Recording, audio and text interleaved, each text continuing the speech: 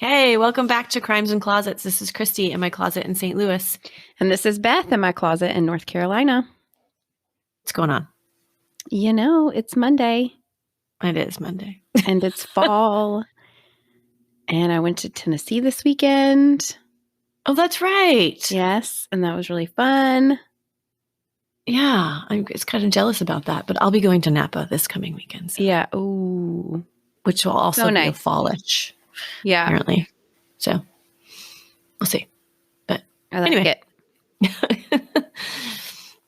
So we had an awesome review from, I don't remember the name, but it was from Hoosiers, the Hoosier State. Yes. Which is where? I don't know. Isn't that Indiana? I have no idea. I think so. Okay. So we're going to have to Google this, but I'm pretty sure it's a nice review. It was a super nice review, and she referred to herself as a closet sister. Yes. And we are loving it and running with that. So Thank you, closet sister number one. Yes. I think you've given our listeners a name. We've been looking for a good name for our listeners of something that we could say, and I think that's the winner. You guys have to let us know what you think. If you like it, I will make a shirt. Oh, yes. We do need a shirt. And by the way, it is Indiana. Okay. Because the Hoosiers basketball. That was a movie, Hoosiers, in the 90s or something like that. Okay. Anyway. Thank you, Indiana. Yes, thank you. So excited. You're the bomb.com closet sister. Yeah. Yeah. For real. Also, just a little update on what I've been doing. So it's Domestic Violence Awareness Month in October. And I have been watching the show on Netflix that I very literally came across randomly. Just came up, this is something for you. And I clicked it because I needed to fold laundry and I just had to have something to watch. It's called Maid, like MAID. I was telling Christie about it earlier. And it is about a woman who is trying to get her and her daughter out of a domestic violence situation. And it just tells her story. It's so good. So good. I'm really hooked in the show. And I don't get hooked on shows. Christie will tell you. I don't even watch TV very much. Right, yeah. And so for me to be like, oh my goodness, I'm like watching it in the day sometimes. Oh, wow. You're turning into me. For real. I'll sit down to eat lunch and be like, I'm going to put an episode of Maid on. It's really good. You guys have to go watch it. Oh, yeah. It's on my list for sure right now. Super Just good. added it. Go do that. Let us know. Cool. Cool. Well, and I guess last but not least, we are doing another collab with What Happened in the Woods. That's true. It's going to be good, guys. Yes, it will be a Halloween collab in a couple weeks. Different than last year, because last year we recorded an episode and then released it on ours, and then they released it on theirs, the exact same episode. Right? Yeah. Yes. So this year, not. Different format. I am giving over my co-host chair to our friend Jess. And Cristie and Jess are going to tell you guys some cases. And then if you want to hear me, you got to go to their podcast and hear me and Bryce tell cases. It's going to be fun. Yes, it will be fun. And so we will update you on release dates because I can't remember theirs. So I don't want to say ours until I remember what theirs is. Yeah, and check social media for those dates. Yeah. Too. Yeah. So, we'll and my bird is really excited to listen to you because after you said that, he's definitely chirping over there.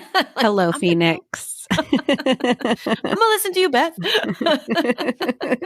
Thanks, bird. Thanks. Yeah. He's sweet. See?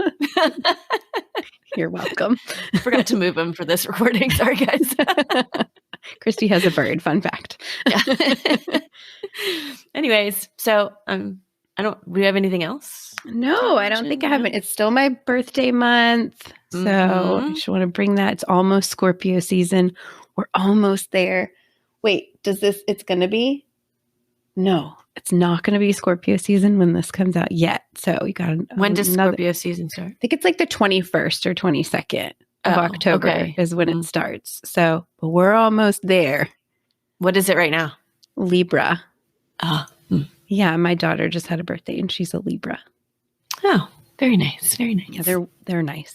They're nice. Yeah. Scorpios are not. If you're on the right side of us, they are. Little spitfires. Yeah. Oh, you know what? Speaking of, that's crazy. So you know how they're saying they possibly found the Zodiac killer? Oh, yeah, yeah. Mm-hmm. And if it is him, which I don't know if it is or not, but if it is him, he is a Scorpio, which is a really weird thing because there aren't very many Scorpio serial killers.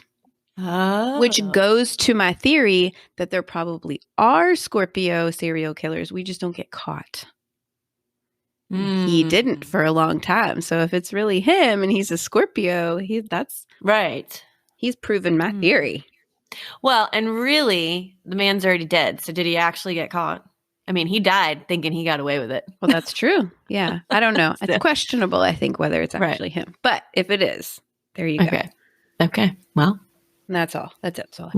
That's all I got? Okay. Well, if that's all you got, it's all I got. But I do have a murder for you. Oh, good. Give it to me. I'm ready.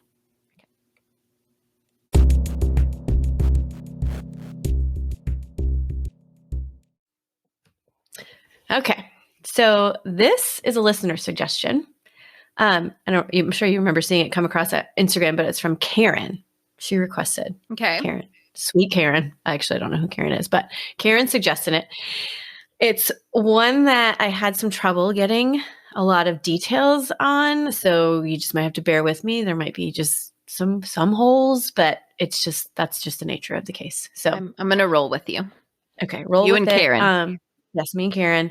And it also somewhat intertwines with another case. So you're kind of going to get two cases for one today. Oh, fun. Surprise.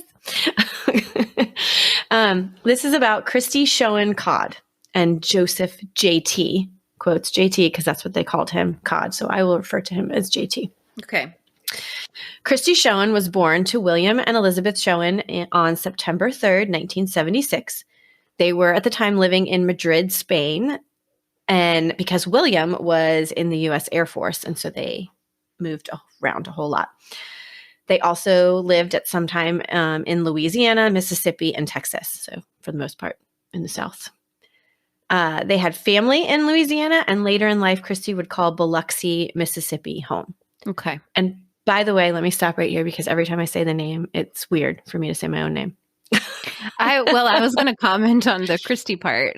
She doesn't spell it the same. I would bet $1 million. Yeah. It's Christie. Okay. Yeah. She attended LSU and graduated with a double major in German and performing arts. How, that seems random to me, but maybe it's not. But so she was born in Spain and then she majored in German and lived in Biloxi. Yes. Okay. Yes. Mm-hmm. All very interesting. So while she was in school, she did study abroad in Germany. And this is where she learned European cooking techniques and kind of got an appreciation for their style of food. Her family described her as an amazing person who lived to make others happy. Oh, so we all know. Another one of the sweets. Mm-hmm. Mm-hmm. Yes. Friends said that she had an incredible laugh, which I love people who have really significant, or not significant, but what's the word I'm looking for? Known laughs, or, what word am I looking for? Anyways, a laugh that just, it's their laugh. Mm-hmm. It's like Julia Roberts. That's why a distinct laugh. Yeah. That's why I love Julia Roberts, because of her distinct laugh. So I would have loved to have heard this woman. It's true. People who have a laugh like that, it doesn't matter what they say. If they laugh, you're going to laugh. Yeah. Yeah. That's true. Mm-hmm. Yeah. So I'd love to hear it. But anyway. She had always had an interest in food and cooking, and so she eventually moves out to Los Angeles, California, and I would assume she moved out there to be an actor since she graduated with performing arts. Right. But she unexpectedly finds a career in catering. Okay. So she starts a movie/TV catering business. So she basically is going on sets, kind of like the craft service, I guess, where she goes on sets. Oh, that's caters. Smart. Yeah, exactly. It's a really good idea. And she actually does end up acting and doing stunt doubles and stuff. So I'm sure it kind of served both purposes. She was a stunt double? Yes. I did not write down for what, but I remember reading it in. How cool. Okay. Yeah. Okay, Christie with an IE. Okay, Christie. Got it.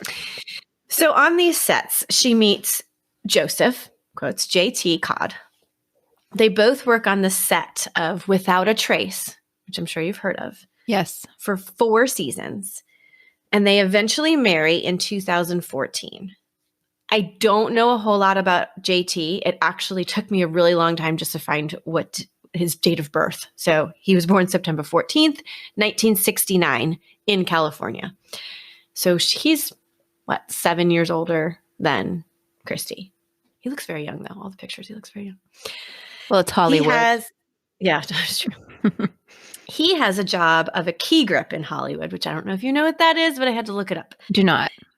So it's someone who works closely with the camera crew and also the lighting crew on movies and sets, TV sets. So, all right. That's his job. People describe him as a caring and wonderful person, and the couple have been just described as the perfect or one of the nicest couples people have met. It always dooms them when you say that. I'm like, oh, now I know what's going to happen to him. I know. Well, you know what? It's like also the fact that, clearly we're talking about cases of murder victims. And so it's like, well, what are people going to say? They were terrible. They sucked. Well, that's true. I mean, they don't speak ill of the death. I'm not saying that they were that way, but a lot of people say these things because they're gone and, you speak well. Yes, right. You do remember the good. Right, exactly. So, but anyways, one of the band members who performed at their wedding was quoted in one of the articles, and they said they were just the nicest, caring people that he knows or he could have remembered, because he remembers JT being concerned at his own wedding about the band. And did you eat? Did you get enough? Now see, that's nice. That's a good person. Yeah, exactly. And so he speaks very highly of them on their wedding time. So around 2010, 2011, Christie recorded a post and posted a few YouTube videos about cooking. I can only find 3, so I'm thinking that it kind of fizzled out or she just didn't stick with it or whatever. And they were called Catch, Clean, and Cook. And I watched the trailer for this and one video. And it's basically all about how she's a down-to-earth girl and wants to show you how to catch your food, clean it, and cook it. And they're quick, under 10-minute videos. Oh my goodness. And she does those things in a 10-minute span? She catches food, cleans it, and cooks it? That would take me a week. Well, it's edited. Clearly edited down because, but anyways, she seems super sweet, cute, blonde girl with a Southern accent, super nice. Seems like maybe she was just trying to make it on YouTube at the time, but then I don't know, maybe just life, didn't allow her to continue. Cause like I said, I could only find three videos on it. But anyway, in 2012, she became a competitor on Food Network Star on season 8. Unfortunately, she was one of the first eliminated on that season. And apparently she said she was sent home because her strong passion for cooking comes across angry. And when I heard that quote, it kind of made me want to go back. I haven't, but it makes me want to go back and see what she means. What does she mean? What, she seems so super angry when she's cooking? What? I don't know. I want to know. Yeah, that's interesting. Yeah. So as I said, Cristie and JT married in 2014. And at some point they moved to North Carolina. Hello. Welcome in. Welcome to North Carolina. They moved to a small city called, I don't know how to say this, Leicester. It's Leicester. Have you ever even heard of it? No, actually. Yeah, probably not. It's in Buncombe County, and it's about 10 miles northwest of Asheville. Okay, so it's in the mountains? Yes. They had dreams of living in the South to raise a family, and as fate would have it, at the end of 2014, the two found out they were pregnant with their first child. They find out that it's a girl and decide to name her Skylar. Pretty name. I like the name Skylar.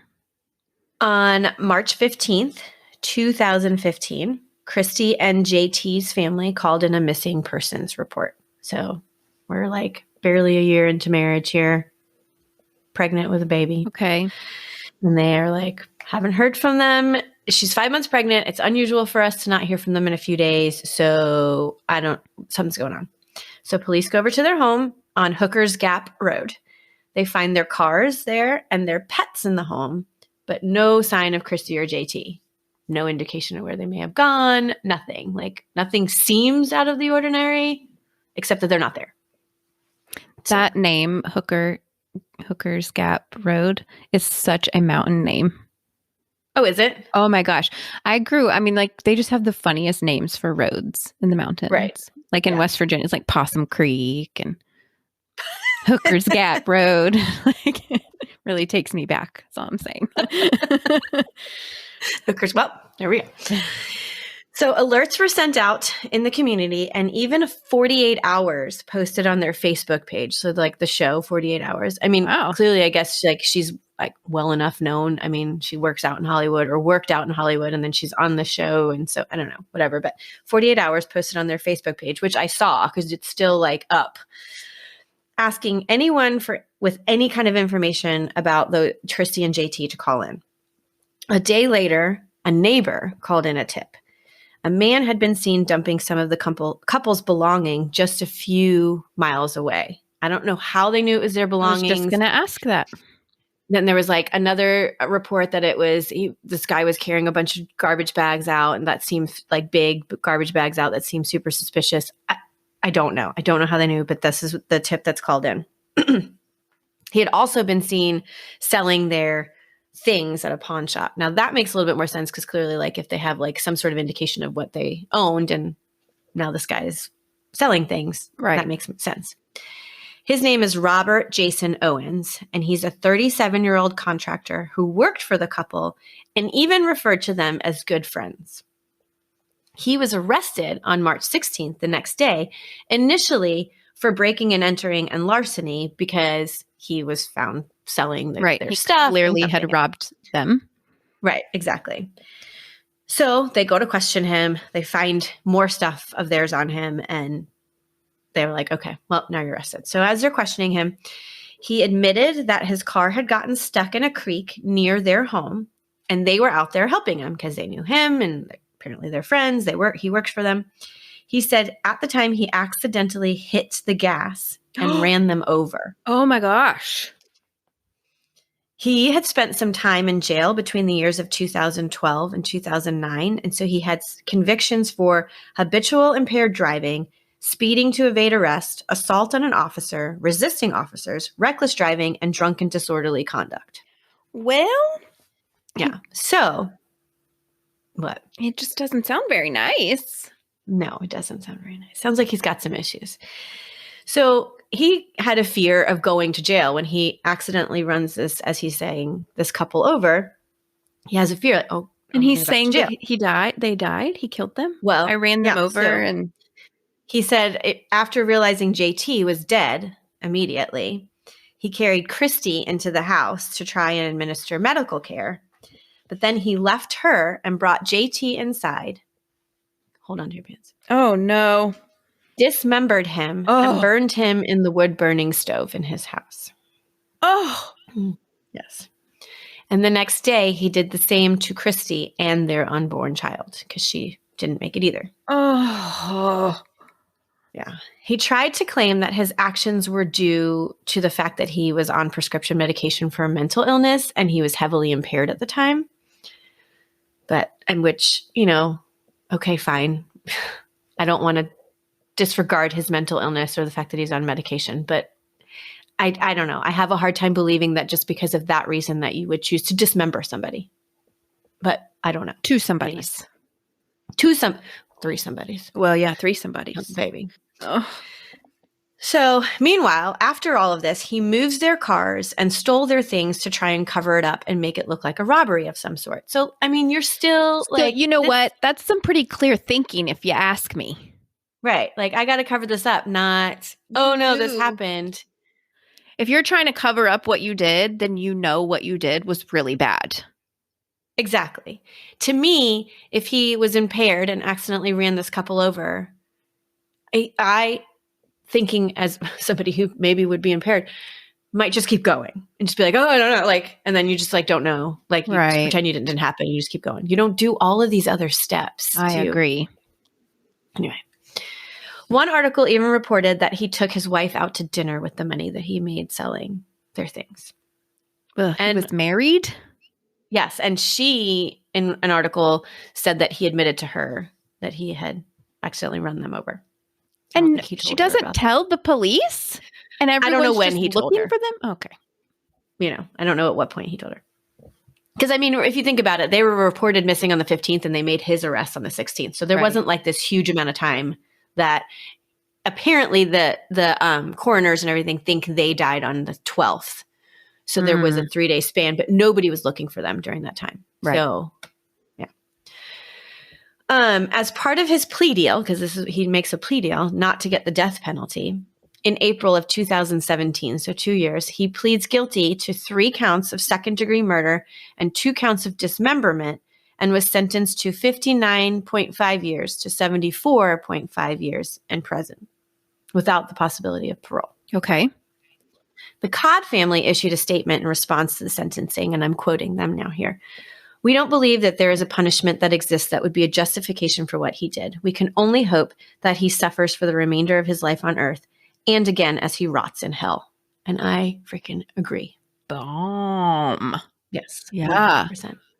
I like it when the families release statements like that, or when the judge says stuff like that, that you're just like, yes. Yeah, exactly. Like, we don't believe your bullshit right now. Right. Oh, I just cursed on the show. Yeah. It's okay. We also just talked about dismemberment. I think we're viewer discretion is That's advised. what I'm upset about. Their family has not chosen to speak out publicly about this, and so lots of details remain unknown, which is why it was hard to find stuff. It's even stated by an attorney or another family member, I can't remember, that anyone that wants to sensationalize that, which I guess that includes us right now, is going to be disappointed because the lack of information that is out there, because they're just choosing not to put it out there. Yeah.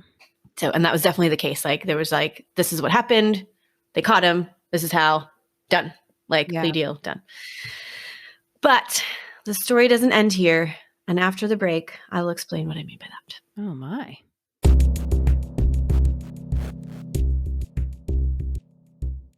Okay, so the arrest of Robert Jason Owens in 2015 brings about the case of Zeb Wayne Quinn.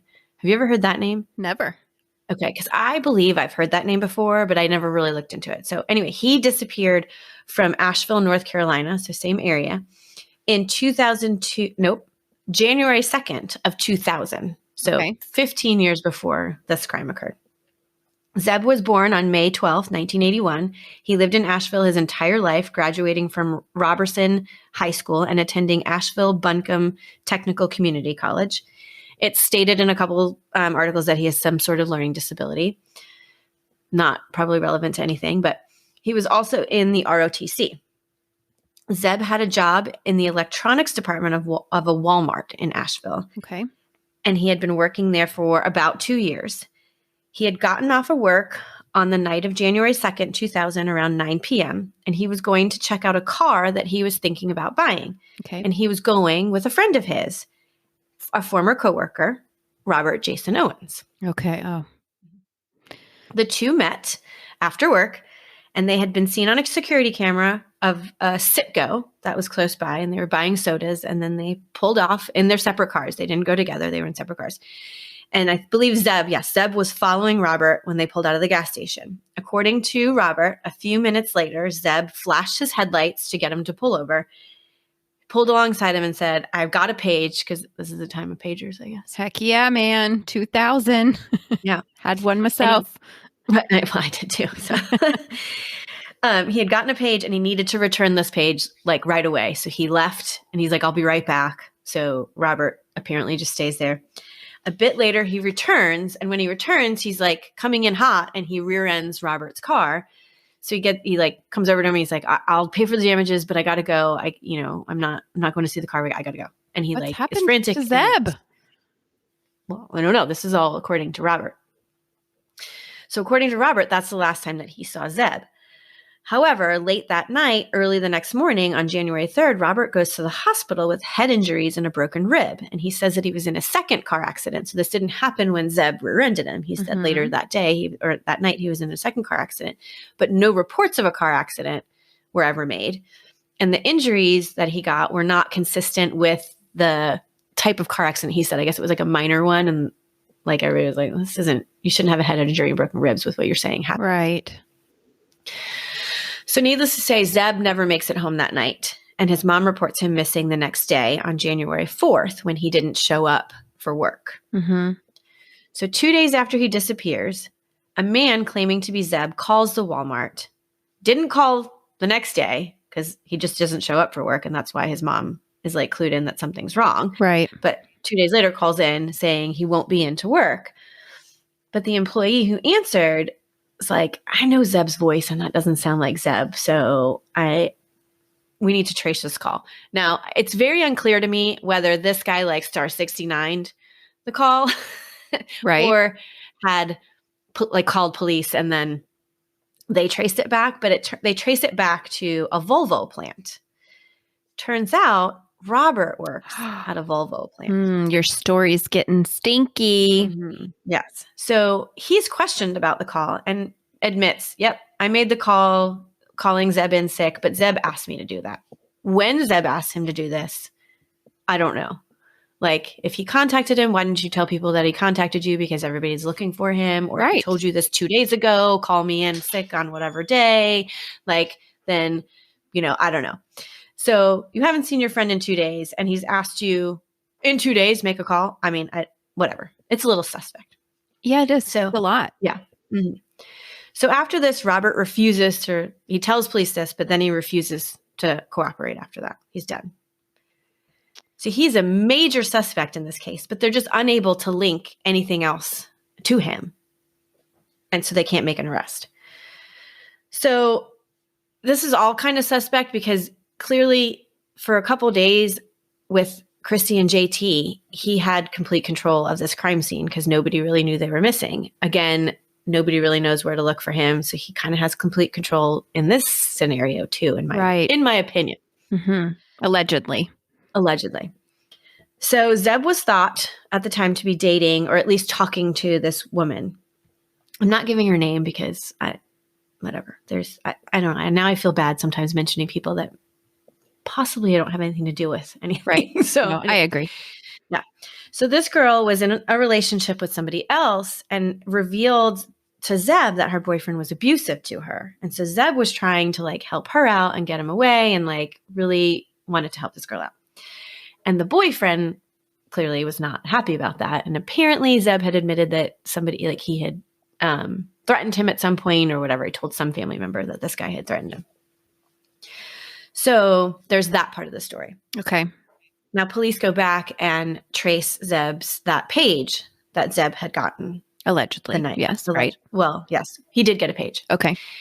It was received from his aunt's house. And this is an aunt, from what I can tell, an aunt that he didn't have a ton of contact with. So I think maybe that's why he was like, I got to return this because we don't talk. Right. And so why is she paging me?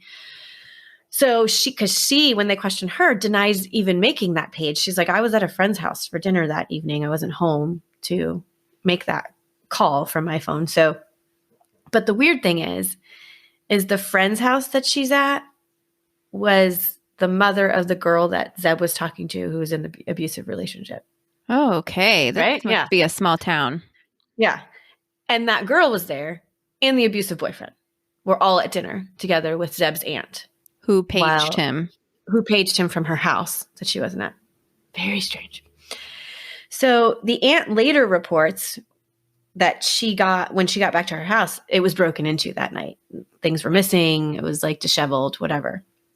So my question is, when I'm reading this, did Robert break into that house, make the page to make it seem like the aunt paged her? I don't know. I don't know. Tangly. It is tangly, but I don't know. Anyway. Weird. So, and everybody's lying, it seems like. Yeah. It's very suspect with everybody like all being intertwined together. And no. Poor Zeb. Mm-hmm. So 2 weeks after Zeb disappeared, his car was found on January 16th. His mother received a call because his mother was a nurse at a hospital in Nashville. She was called from another nurse saying that she saw Zeb's car in a parking lot of the restaurant Little Pig's Barbecue, which was next to this hospital they worked at. Inside the car, there was a black lab puppy that was not Zeb's, a hotel key card, empty drinking bottles, and a jacket that was also apparently not Zeb's. So Okay. random things. There was A also puppy? Yeah. What? Yeah. No clue where that. We have no clue where that even ties into anything. There's a large pair of lips and an exclamation point drawn on the back window in lipstick. Weird. And also the driver's seat was pretty close to the steering wheel, which indicated that it's possibly someone shorter than Zeb that had last driven it. Okay. They're unable to link the key or the puppy to anyone. So they can't link it to a hotel. World. Yeah. So after Robert was arrested for Cristie and JT's murder, police get a search warrant because they figure out and like research, oh, he was part of this case way back when. And they want a search warrant for his property in relation to Zeb's case. And so in an interview, Zeb was never found. Nope, never found. No idea what happened to him. No way. Nothing. He just disappeared. Yeah, just disappears. Which, I mean, until they figured it out and found their, so Cristie and JT's remains were found in that wood stove. Right. Right. And this was a link that I thought of earlier, but they worked on Without a Trace, and it's like all these people are disappearing without a trace. So after they arrest him for that murder, they get a search warrant to search his property. And in an interview that they had with a relative of one of Robert's, that relative said that around January of 2000, Robert had dug a hole on the property to burn things. And then they stated that sometime after January, he filled that hole with concrete and said he was intending to make a pond, but never finished it. Okay. And then this same person said that, but when he said he was making a pond, it didn't make any sense where that was on the property because it wasn't really within view of any of the residents and like it wouldn't be enjoyed. So why are you making a pond in this random spot on your property? But he never finished it anyways, and later it was covered with dirt. So in June of 2015, they announced that they had found some fabric, leather material, and unknown hard fragments under that layer of concrete where the pond was to be. They also found an unknown white powdery substance and pieces of metal and concrete. And on another part of the property, they found, quotes, numerous bags containing a possible pulverized lime or powder mortar mix. No idea. They never indicate if the hard fragments were human remains or if they thought it could possibly be Zeb. They have not released anything other than that. Those are the exact words in every article that I have found. That's what they found. And there's no explanation later. However, 2 years later and a couple months after being sentenced for Cristie and JT's murder, the grand jury indicts and charges him with first-degree murder of Zeb Quinn, and he's still awaiting a trial as of January 2021, and not much has been updated. Whoa. So they have something enough to charge him, clearly. Yeah, if a grand jury indicted him, then they've got enough evidence to take it to trial. So my guess is that some of those were human remains. Is he a serial killer? I know, right? Moved past this? Right. He would be very well could be if he was convicted. Yes. Yeah. If he gets convicted, but we haven't seen anything. There's so many articles of why hasn't there been a trial yet?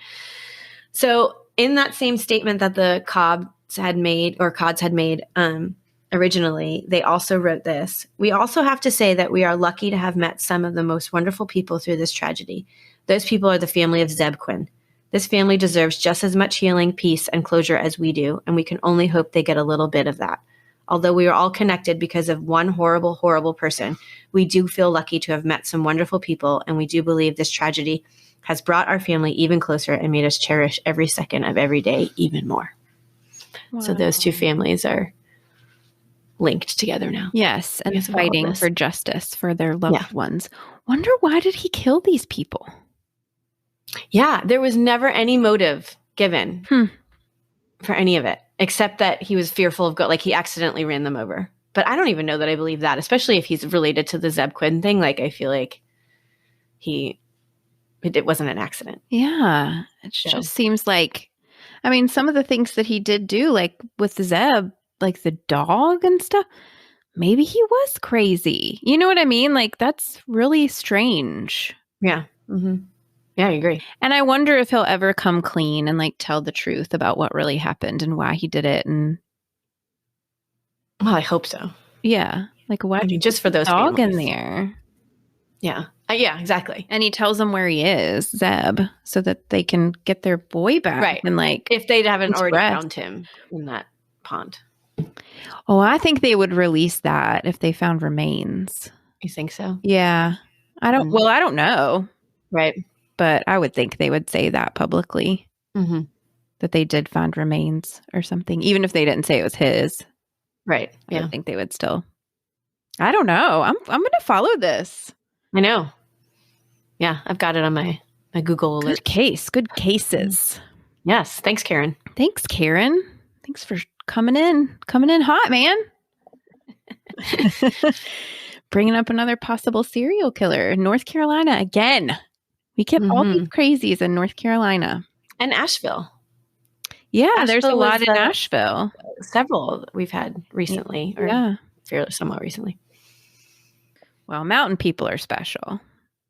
I mean that in a good way. Not in this case, but. Right. All right. Well, thank you so much. Thanks for the story. Yeah. Welcome.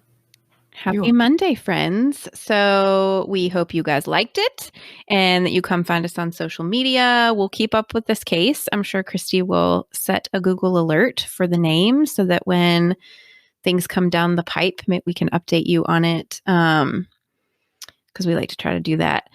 And find us on all the things. Reach out. Keep bringing the suggestions. Like Karen. Be like Karen. It's one time you could be like Karen and send us some suggestions from your hometown. And always remember, the world is scary. People suck. Hide in your closet.